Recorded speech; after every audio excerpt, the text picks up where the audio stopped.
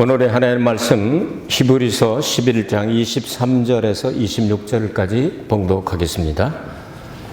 믿음으로 모세가 낳았을 때에 그 부모가 아름다운 아임을 보고 석 달 동안 숨겨 임금의 명령을 무서워 아니하였으며 믿음으로 모세는 장성하여 바로의 공주의 아들이라 칭함을 거절하고 도리어 하나님의 백성과 함께 고난받기를 잠시 죄악의 낙을 누리는 것보다 더 좋아하고 그리스도를 위해 받는 능욕을 애굽의 모든 보화보다 더 큰 재물로 여겼으니 이는 상주심을 바라봄이라. 아멘. 금년도 교회 주신 성구를 함께 고백하겠습니다. 믿음의 주여 시작. 믿음의 주여 또 온전케 하시는 이인 예수를 바라보자. 저는 그 앞에 있는 즐거움을 위하여 십자가를 참으사 부끄러움을 개의치 아니하시더니 하나님 보좌 우편에 앉으셨느니라. 아멘. 대강절 세 번째 주일을 맞이했습니다. 오늘은 상 주심을 바라보고 이런 제목으로 하나님 말씀을 증거하도록 하겠습니다. 히브리서 11장을 믿음의 장이라고 이야기를 합니다. 그 많은 믿음의 사람들이 기록되어 있습니다. 아벨로부터 시작해서 많은 사람들이 기록되어 있는데 오늘은 모세의 믿음에 대해서 잠시 동안 생각을 해보도록 하겠습니다. 모세의 믿음이 어디서 왔을까요?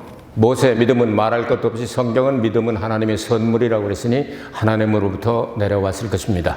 그런데 오늘 성경은 모세의 부모들의 믿음 때문에 모세가 살아났다 하는 것을 강조하고 있습니다. 다시 말해서 부모의 믿음이 자녀에게 그대로 자동적으로 유전되지는 않지만 좋은 부모가 가지고 있는 믿음이 자녀들에게 큰 영향을 미칠 수가 있습니다.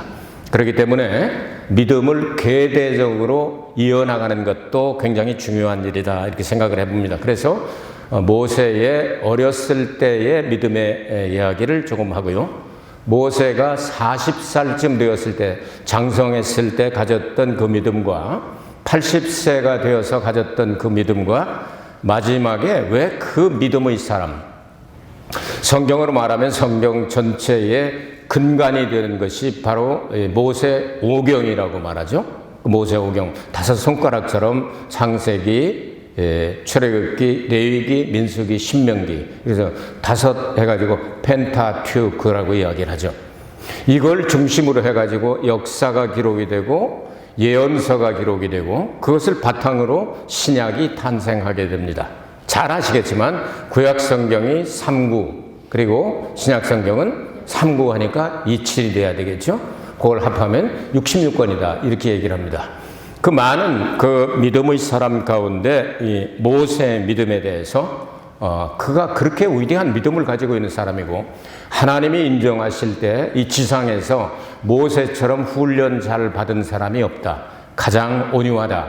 이렇게까지 말씀을 하셨는데 마지막 어떤 사건 하나 때문에 하나님의 약속의 땅 가나안 땅에 들어가지 못하게 되거든요. 그 가나안 땅에 들어가지 못하는 그 이유를 왜 그런가 하는 것을 생각하면서 이 대강절 기간에 하나님 말씀 묵상하기를 원합니다.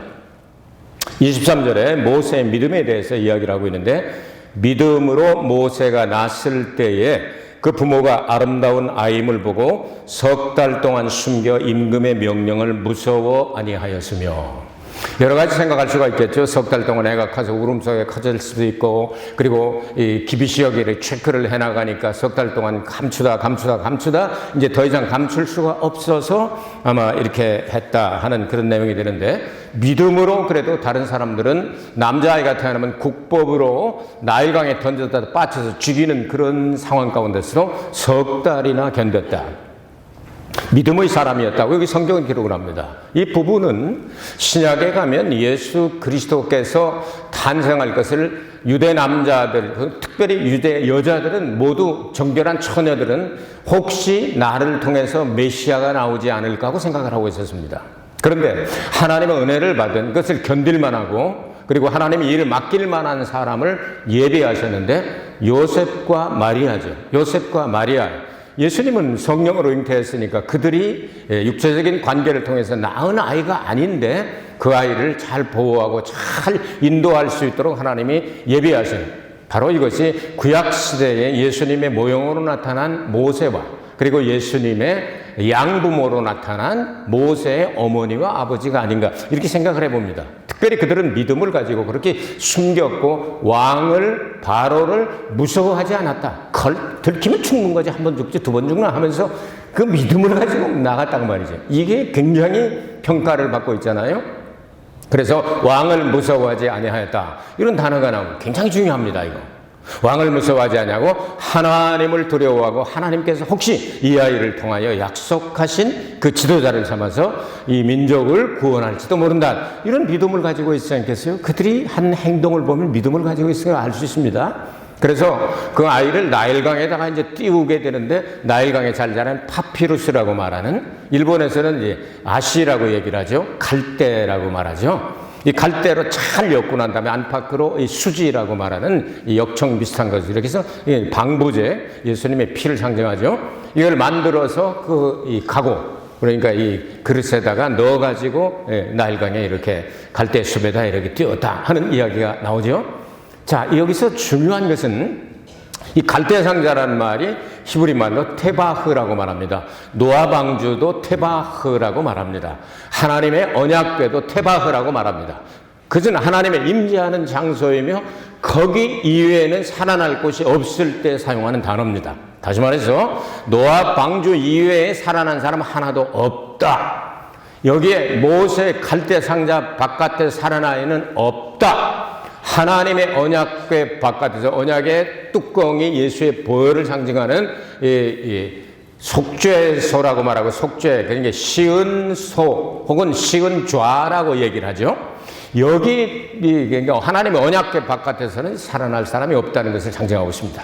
이건 믿음이 아니면 이렇게 할 수가 없는 거죠. 이 믿음을 가지고 이렇게 하였다 해서 이 부분에서 우리가 예수님의 탄생과 함께 엮어서 모세가 이 세상에 태어날 때도 믿음의 부모들에 의해서 영향을 받고 그리고 하나님의 심부름을 할 수가 있었다. 그래서 예수님이 탄생하실 때도 예수님이 그 사람으로 탄생했는데 응하고 나왔는데 그래서 기적을 일으켜가지고서 낳자마자 한 3시간 후에 난 기적으로 뛴다. 너 따라와. 이런 그 관계 아니잖아요. 예? 오빠이도 먹였을 것이고 또 애굽으로 피난 갈 때 데리고도 갔을 것이고 뭐 여러 가지 있을 거 아니겠어요?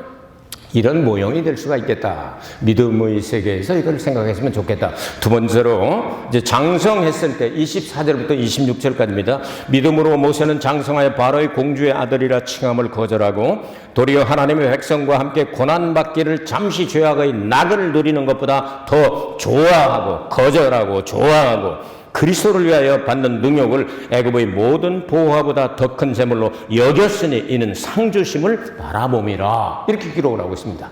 자, 여기에 있는 내용을 보면 여기에 모세가 어떻게 해서 그리스도를 만났죠? 그리스도를 만났죠? 이게 중요한 얘기입니다. 성경은 모두가 신약, 예수님께서 말씀하실 때 성경에 하면은 구약 성경입니다. 요한복음 5장 39절 이런 데를 보면요. 모든 성경은 바로 나에 대해서 얘기한 거다. 구약 성경은 모조리 예수님과 연결이 안 되면 의미가 없다 그 말이에요. 그리고 그 목적은 뭐냐면 영생을 얻는 줄 너희가 알거니와. 영생을 위해서 하나님께서 주신 말씀이다 말이죠. 그러니까 모세가 기록을 하면서 모세는 예수님보다 약 1500년 빠른 사람이잖아요. 역사적으로 이렇게 생각을 하면. 그런데도 그리스도를 만났다는 거예요. 그러니까 그리스도가 당하실 그 고난을 미리 내다보고 나도 거기에 참여하여 나도 하나님의 영광을 참여하기를 원한다고 그걸 또 좋아했다 이렇게 기록을 하고 있지 않습니까? 이런 내용을 생각할 때 자 40세가 되어서 모세는 자기 민족을 해방시켜 보겠다고는 그런 마음을 가지고 이렇게 백성들, 유대 백성들, 그러니까 그때는 히브리 민족이라고 그랬죠. 히브리 민족들이 고통당하는 것을 보러 나갔다가 여러분 사건 잘 아시지 않습니까? 출애굽기에 나오는 그 사건이 쭉 나옵니다. 그래서 여러분 아시다시피 처음 애굽 사람을 첫날 쳐 죽이고 두 번째 날은 또 이제 이 히브리 민족 가운데 야 애굽 사람 죽이더니 동족도 죽일 거야 소리치니까 이게 이제 발단이 돼가지고 결국은 이제 주랭랑을 놓게 되는데요. 그때의 이 사람의 지위가 어때면 여기 나오는 거예요. 바로의 딸의 아들이라는 거예요. 그러니까 왕자라고는 사실을 거절했다. 이게 무슨 얘기냐면 다음에 왕이 될 수 있는 자리에 두 사람이 있었습니다. 한 사람은 여러분 10개라는 영화를 보면요, 빡빡머리 나오잖아요. 율브린너하고 그 다음에 찰턴 헤스턴하고 두 사람이 나오는데, 둘 중에 하나, 사실은 그 아버지는요, 모세를 차기에 에집트 왕으로 지명하려고 그랬었단 말이죠. 그래서 왕족으로 이렇게 해서 양자로 들어갔지만, 그렇게 했는데 이게 믿음을 가지게 되면 세상 건 아무것도 아닌 분토와 같은 거예요. 먼지와 같고 똥덩어리 같고요. 욥기서 20장에 나온 대로 자기 똥덩어리 같다는 말씀이 나오잖아요. 이런 내용을 이렇게 보면은요, 이 모든 걸 버리고 믿음으로 자기가 더 좋아하는 게 있었다.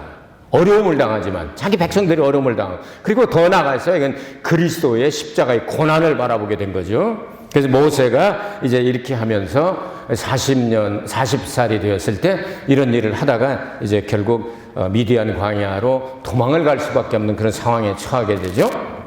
모세는 미디안 광야에 가서 제사장 르우엘 집에서 40년을 살게 됩니다. 그 40년을 살게 되는 그 집은 이렇게 칠공주 집이라고 나오죠. 칠공주. 그 칠공주 여자 애들이 7명이나 있어가지고 얼마나 많습니까? 그래서 7 이렇게 해가지고 뭐 7명의 사무라이, 뭐 7명의 뭐 광야의 건맨, 뭐 영화들이 다 이거 7하고 칠공주 이거 연결이 돼 있잖아요. 이걸 가지고 이제 훈련을 시키게 되는데, 근데 모세가 40년 동안 무엇을 했을까? 이거 우리는 알 수가 없죠. 그 집에서 40년 살았다, 양침에 살았다 하는 그 이야기밖에 안 나오니까 그 40년 우리가 추정할 수 있는 게 바로 그 사람의 이름이 변화가 다가오게 됩니다. 장인 어른의 이름이 변화가 다가오게 되죠. 르우엘. 그리고 40년이 지나고 난 다음에 이드로로 바꿔지지 않습니까? 그럼 르우엘은 뭐냐면 하나님의 친구, 전능자의 친구다는 뜻입니다. 그건 제사장이었죠. 대제사장이었죠.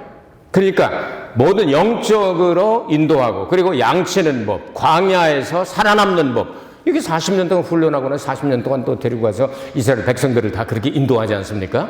이거를 사생활이라고 얘기를 합니다. 예수님에게도 30여 년 동안의 사생활이 있었던 것처럼. 여러분, 저의 사생활을 모르잖아요. 충청남도 당진군 정미면 이 봉생리 거기까지 가지 않으면 몰라요. 같이 깨먹고서 그냥 이제 천방에 들어가가지고 첨벙하면서 목욕하고 막 하는 거, 그렇게 같이 자란 애들이 아니면, 제가 여기 이제 30대 중반에 여기 와서 이제 36년 됐는데요. 이렇게 온 걸 여러분 모르잖아요. 딱 목사 돼가지고 딱 담임 목사로 이렇게 딱 나타나니까, 야, 담임 목사인가 보다. 이게 공적인 거죠. 제 어렸을 때 사적인 것은 같이 산 사람들 아니면 모른단 말이에요. 그러니까 이렇게 모세도 40년 동안 그냥 논 게 아니다 말이에요. 이게 하루 이틀입니까? 40년 동안을. 그러니까 이게 행복할 수도 있고 불행할 수도 있고, 왜 여자만 7명 있고 남자는 1명밖에 없잖아요. 그러니까 얼마나 참 그런 상황 가운데서 이렇게 처가살이 하면서 여러 가지를 배우고 여러 가지를 느끼고 체험하고 이랬을 것이다. 르우엘을 거기다 붙여준 걸 봐서 하나님 전능자의 친구를 여기다 붙여줘서 사생활을, 많은 것들을 배우게 했을 것이다 하고 생각이 됩니다. 40년이 차고 나서 이제 그 장인의 이름을 성경은 르우엘에서 이드로라고 바꿔지게 됩니다. 이드로란 말은 충분하다, 초과하다, 탁월하다 그런 뜻이죠. 그러니까 너 이제 40년 동안 훈련 받았으니까 훈련 받은 대로 나가면 네가 이제 충분히 감당할 수가 있어. 또 능력까지 받잖아요. 이 떨기나무 불꽃 속에서 부르시던 그 하나님의 사자를 만나고, 그러니까 하나님의 능력을 받고, 요즘 말하면 성령으로 충만함을 받았으니까 이제 감당할 만한, 충만하게 되니까 그때 이드로라고는 이름 붙여서 공생애가 시작이 되는 겁니다. 이런 내용들을 우리가 생각해 볼 수가 있겠습니다. 자, 이래 40년 동안 하나님 앞에서 멋지게 쓰임을 받았습니다. 전쟁하는 족족 이겼죠. 200만 명 이상이나 되는 사람들 하루에 삼시 2때 먹었는지 3때 먹었는지는 잘 모르겠지만 어쨌든 열심히 다 이렇게 하나님의 기적으로 먹여 살렸지 않습니까? 발이 부르지도 않았고, 그다음에 옷이 헤어지지도 않았고, 이건 하나님의 기적으로 살았다는 얘기입니다. 그래서 하나님의 놀라운 역사를 일으키게 되는데, 자, 광야에 들어가면서 시작할 때 한 번 하고 끝날 때 한 번 나오는 사건이 딱 한 가지가 있습니다. 뭐냐면 바위 투지로 패가지고 물 내는 거. 이게 두 가지가 이제 광야 시작할 때 그리고 끝날 때 나옵니다. 중요한 거예요. 자, 시작할 때 끝날 때 나오는 거, 요거 때문에 시작할 때는 잘 갔어요. 그런데 마지막 그 바위를 때릴 때 근데 가데스 반석을 명하여 내라 이렇게 말씀을 하셨는데 그냥 가서 40년 전 생각을 하고 투지를 팼단 말이에요. 2번이나. 그러니까 물이 나오긴 나왔는데 너 잘 걸렸다. 이것 때문에 약속의 땅에 너는 가고 싶지만 계속 가고 싶다고 하잖아요. 하나님 여기까지 들어왔는데 마지막 시하게를 잘해야 되지 않겠어요? 유정의 미이라는 말을 모르십니까? 하면서 간구하잖아요. 그러니까 너는 보기만 보고 못 들어가 해가지고 이 광야에서 세상을 떠나게 됩니다. 이 내용을 오늘 이제 중심적으로 이제 나머지 시간을 이야기하려고 하는 거예요. 중요한 얘기거든요. 자, 신명기 34장 7절에 보니까 모세의 죽을 때 나이 120세나 그 눈이 흐리지 아니하였고 기력이 쇠하지 아니하였더라. 120살이 됐는데 기력도 쇠하지 아니하고 또 시력도 멀쩡했다.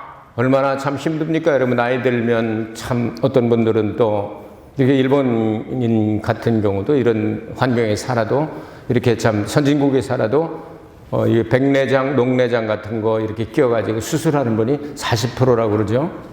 그러니까 나이 드시면요 시력도 약해지고 또한 기력도 쇠해지는 게 그게 당연한 일입니다. 그런데 그러지 않았다. 이게 더 살 수 있었다. 그런데 하나님이 데려가셨다. 그런 내용이잖아요. 왜 그랬을까? 율법의 한계를 나타낸다고 저는 해석을 하고 싶습니다. 모세는 상 주시는 하나님을 바라보았기 때문에 그렇게 하나님 앞에 40년 동안 멋지게 쓰임을 받았습니다. 아니 훈련받은 기간까지 80년 동안이죠. 율법의 대표자로 쓰임을 받았습니다. 그런데 정작 그의 시종으로 일하고 손에 물 부어주고 이렇게 닦아주고 하던 시종 여호수아를 통해서 가나안 땅에 들어가게. 이건 복음의 능력을 말하는 예수를 통해서 들어간다는 뜻이에요. 여호수아가 신약에서는 예수죠. 자, 출애굽하고 광야 시작할 때 르비딤이랑 둘 다 이제 다퉜다 해서 무리바라고 나옵니다. 이게 다퉜다는 뜻이에요. 그러니까 출애굽기에 나오는 그리고 민수기에 나오는 그 내용이 하나는 무리바가 둘 다 바위 이름이 무리바예요. 그건 다퉜다 하는 뜻이고요. 진짜 그 바위 이름이 르비딤과 가데스로 갈라져 있어요. 그러니까 40년 끝날 때는 가데스, 그 다음에 40년 시작할 때는 르비딤. 르비딤은 폭파한 반석이다. 그 예수님이 낮아져서 십자가에 달려 음부에까지 내려가는 십자가에 달려 죽으시고 부활하신 예수님을 상징하는 바위가 바로 르비딤입니다. 이것을 고린도전서 10장에서는 뭐라고 설명을 하고 있죠? 바위는 반석은 예수 그리스도라. 거기서 우리가 생수를 마셨다. 이렇게 바울이 해석을 하고 있죠. 자, 그러면 이제 40년이 끝나가면서 가데스라고 하는 말은 뭐냐면 툭 튀어나온 반석이라고 말이에요. 이거는 안 보고 싶어도 일본 말로 하면 야데모 미에루. 안 보려고 하는데도 보여. 툭 튀어나왔으니까. 예수님 재림하신 영광을 상징하거든요. 그러니까 예수님의 초림과 재림을 나타내기 위해서 하나님은 계획을 하시고 가시는 거예요. 근데 모세는 믿음이 훌륭한 사람이었지만 한 건 걸렸죠. 그거를 근거로 해서 하나님은 너는 율법의 대표자로 이제 가나안 땅에 못 들어가고 복음의 능력으로 들어가는 것을 내가 보여야 되겠소 하는 그 내용이 바로 그 내용입니다. 자, 보겠습니다. 자, 우리 성경이나 일본 성경 같은 경우 혹은 뭐 중국 성경이나 이런 데는 이렇게 이 전치사 같은 것을 다 생략해도 다 묻고 넘어갑니다. 예수님을 믿어요 하면 다 들어가는 거예요. 다 들어가는 건데 또 일본 말도 그렇죠. 예수오 신지로 그러잖아요. 근데 영어라든지 이 꼬부랑 글씨로 꺼져 있는 나라들은요, 꼭 전치사라는 게 있어가지고 반드시 내가 예수를 믿는다. I believe Jesus 그러지 않고 I believe in Jesus 그렇게 얘기한단 말이에요. 또 그렇게 얘기한단 말이에요. 그렇게 안 하면 문장이 틀리는 거예요. 그거에 히브리어에는 해라고 말합니다. 그리고 헬라 말로는 에이스라고 말합니다. 거기 붙어 있어요, 원문에. 그러니까 예수님을 믿는다 하는 이야기는 예수님을 믿는다는 얘기가 뭐냐면 우리말로 아주 제일 가깝게 번역을 하자면 에이스나 회란 말은 향하여 하는 뜻입니다. 예수님을 향하여 믿는다 그런 뜻이에요. 차이 납니까? 예수 믿는 거 우리 뭐 예수님 바라보고 향하여 믿고 있는 거지. 그러면 설명해 드릴게요. 자, 포수가 있어요. 포수가 있는데 새를 잡으러 나갔어요. 나무에 딱 앉아서 고정돼 있어요. 잡을 수 있을까요? 없을까요? 잡지. 우리도 어려서 새총 가지고 잡으려고 쫓아다니고 여러 번 했어요. 그런데 못 잡았어. 왜냐면 날라가. 이거 있잖아. 요거 고무줄총. 이걸 일본말로 뭐라 그래요? 빠찡꼬. 일본에 오니까 웬 그 새총이 그렇게 많은지 그냥 삑삑삑삑 삑삑삑삑 아이고야. 바쁜 사람들은 또 아저씨들 또 돈 주고 줄 서 가지고 가는 사람도 있대. 이제 이 설교를 몇 번 했기 때문에 이제 우리 빠칭코 가서 기웃거리는 사람은 아마 우리 성도들 가운데는 이제 없을 거야. 근데 전에 우리 교회 나오다가 안 나오다가 교회 안 다니면서 길에서 가끔 마주치는데 그 양반은 간다 그러대. 지금도 빠칭코 철컥철컥 딱공 하고 맞추는 거. 거의 빠칭코 만들어가지고 어려서 새 잡으러 쫓아다니고 그랬어요. 근데 이놈이 안 움직이고 있으면 웬만하면 맞춥니다, 이거. 근데 그 자식이 딱 쏠려 그러면 날르네. 날려서 나가는 그 방향을 향하여 딱 쏘면 이게 늦어. 총이 아니니까. 올림픽 경기에서 뭐 클레인가 뭔가 있잖아. 뭐 던지고 쏘고 딱 쏘는 거. 어? 그것도 잘 쏘면 금메달 따요. 그게 향하여야 향하여. 저 쉽게 설명할게요. 예수님을 믿는다고 하는 것은 예수님 여러분 십자가에 달려 죽으신 거 믿습니까? 그죠?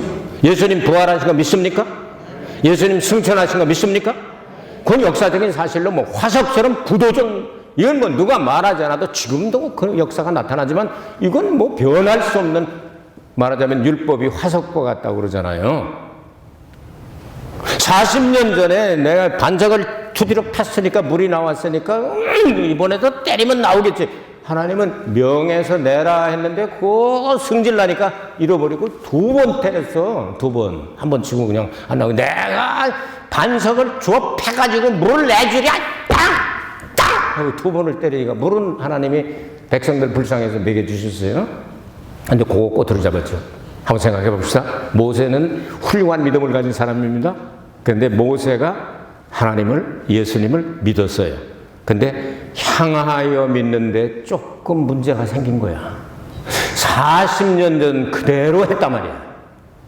지금 예수님께서 무엇을 하고 계시느냐? 보좌 우편에서 사역하시고 얼마 있으면 다시 오실 예수님을 향하여 믿고 있어야 되는 거야. 예수님 여러분 십자가 달려 죽으신 거 믿어요? 믿죠. 그러니까 죄 용서 받았죠. 그 피의 공로로. 부활하신 거 믿어요? 네. 그러면 그 부활하시려면 예수님이 부활하신 것처럼 여러분이 부활에 참여하려면 어떻게 해야 되죠? 예수님이 재림하실 때 거기에 붙어야 되는 거 아니야? 네. 향하여 믿는 거예요, 그게. 차이가 느껴졌는가 모르겠네. 느껴져야 돼요. 옛날에 내가 예수님 믿고 구원받은 거, 간증하는 거, 거기다 하면 계속 초점을 맞추고 내가 예수 안 믿는 거 아니야. 믿어. 근데 예수님 저쪽에 지금 향하여 갖고 계시네. 어떻게 할게요? 향하여 믿는 자예요. 그래서 누구든지 예수를 향하여 믿는 자는 멸망치 않고 영생을 얻게 하려 하심이라. 이렇게 돼 있단 말이에요, 성경에. 자, 다시 한번 설명해요. 중요하니까. 예수님이 이 땅에 우리의 죄를 다 해결하시고 구원을 주기 위해서 내려오실 때 몇 분이 내려오셨어? 예수님 형제가 몇 명이에요? 형제 있다고는 형, 동생 하는 놈들 있잖아, 이단들. 그거 다 같이 하지. 예수님 어떻게 오셨어요? 독생자로 오셨잖아. 하나밖에 없단 말이고. 형이고 동생이고 아무도 없어. 구세주로 이 땅에 오셨을 때는 독생자란 말이에요. 독생자로. 그 독생자만 쳐다보면 되는 거예요? 독생자를 믿고 우리가 구원 받았잖아요. 그럼 부활에 참여해서 예수님이 가려면 뭘, 성경은 예수님 재림할 때 독생자로 온다고 기록을 하고 있어요. 맏아들로 오신다고 기록을 하고 있어요. 맏아들로 오신다고 기록하고 있죠. 이거 찾아내는 게 중요한 거예요, 성경에서요. 그 성경 뒷부분에는 독생자라는 말이 안 나오고 맏아들로 나온단 말이에요. 예수의 피를 받은 사람이 영적으로 말하면 예수님 동생 아니에요? 바울도 그렇게 기록을 하잖아요. 로마서 8장 29절에 맏아들이 되게 하려 하십니다. 그럼 예수님에게 예수의 피로 새 언약을 맺은 사람들, 예수님의 동생처럼 거기에 붙어있는 그 사람들이 구원받는다는 거예요. 그러니까 예수님을 그냥 믿는 거하고 향하여 믿는 거하고는 다른 거예요. 오실 때 어디로? 우리는 알고 믿어야 돼요. 아시겠어요? 그냥 무조건 믿어야 되는 것도 있지만 모르니까 우리가. 그러나 알려준 건 알아야 되지 않겠어요? 자, 예수님이, 여러분은 예수님 만날 곳을 알아요, 몰라요? 난 알아. 주 언제 강림하실지 또 어디에서 만날지 난 알 수 없도다. 이건 시적으로 표현한 찬송가 가사가 그렇지 왜 몰라? 난 알아. 공중에서 만난다고 그랬잖아요, 예수님 재림하실 때. 그러니까 난 만나는 장소가 정해졌어. 공중이요, 공중. 물론 난 알 수 없다가 배 타고 가다가 만날지, 아니면 뭐 무덤 속에서 일어날지, 아니면 차 타고 가다가 만날지, 비행기 타고 가다가 만날지, 이런 거 모른다, 그런 얘기를 이제 표현을 했겠죠. 그러나 성경은 우리가 예수님 재림하실 때 만나는 장소가 정확하게 기록이 있다. 어디요? 공중이요. 공중. 이게 예수님을 향하여 믿는 거예요. 모세가 그거 하나 실수했다고 하나님은 그걸 꺼뜨리죠. 율법으로는 구원받을 사람이 없단다. 아시겠어요? 복음의 능력으로 구원을 받는 거란다. 이걸 가리키기 위해서 모세를 실수하게 만드셨을 수도 있죠. 백성들이 하도 물 줘, 목말라 죽겠어 하니까 성질나가지고 잃어버릴 수 있잖아요. 40년 전에 내가 그렇게 해서 물 때려서 또 바위 앞에서 동그라냐, 바위가 40년 전에 푹 파졌고 이번에 튀어나온 거 그만 날리지 뭐 그게 알지. 물을 내줄까? 저 패가지고선 물은 나오긴 나와서 사람은 살리긴 살렸는데 이런 영적인 의미를 깨달았으면 좋지 않았을까? 그래도 모세 같은 사람이 어디 있어요? 상주심을 바라보고 그런 일을 했어요. 그래서 모세 뭐라고 할까봐 젖과 끓은 가나안 땅 중심부 변화산, 예수님 변형되실 때 모세한테 토달지 마라. 그래서 엘리야하고 모세를 딱 불러내잖아요. 이 사람들 가나안 땅에 나하고 지금 같이 있지? 하는 걸 보여준 거 아니겠어요? 하나님의 이 말씀을 깊이 묵상하면서 예수님께서 이 땅에 오신 크리스마스 이거 화석처럼 굳어진 사건이에요. 2000여 년 전에. 다음 주일 또 이제 연속해서 설교를 하겠습니다만 예수님께서 언제쯤 탄생하셨는가를 말씀을 드리겠습니다. 자, 그런 건 역사적으로 변치 않는 화석처럼 완전히 딱 굳어진 사건. 거기다만 집중하지 말고 그렇게 하셔서 우리 죄를 다 해결하시고 부활하시고 승천하셔서 지금 보좌 우편에서 중보사역을 하시면서 막 일어나려고 하시는지도 몰라요. 이제 오시려고 어디로? 공중으로. 여러분 공중에 가서 예수님 만나야 될 거 아니에요? 그 예수님을 향하여 믿어라 그 말이에요. 매년 다가오는 이 대강절을 이 기간에 변치 않는 그 역사적인 사건들만 생각하지 말고 예수님을 그냥 믿는 게 아니고 향하여 믿어라 그 말이에요. 그래야 예수님을 영접해야 하는데 준비가 되는 겁니다. 그래서 똑같이 신앙생활 하다가도 미련한 5처녀는 교회 생활 열심히 했는데 못 들어가요. 똑똑한 5처녀만 예수님과 함께 혼인잔치에 들어간다고 말이에요. 여러분 신앙이 한 계급 한 계급 올라가게 되기를 주의 이름으로 축복합니다. 은혜로우신 아버지 하나님, 하나님은 반드시 미래에 되어질 일을 먼저 말씀하시고 역사를 통하여 꼭 그대로 이루어 가시는 전능자이십니다.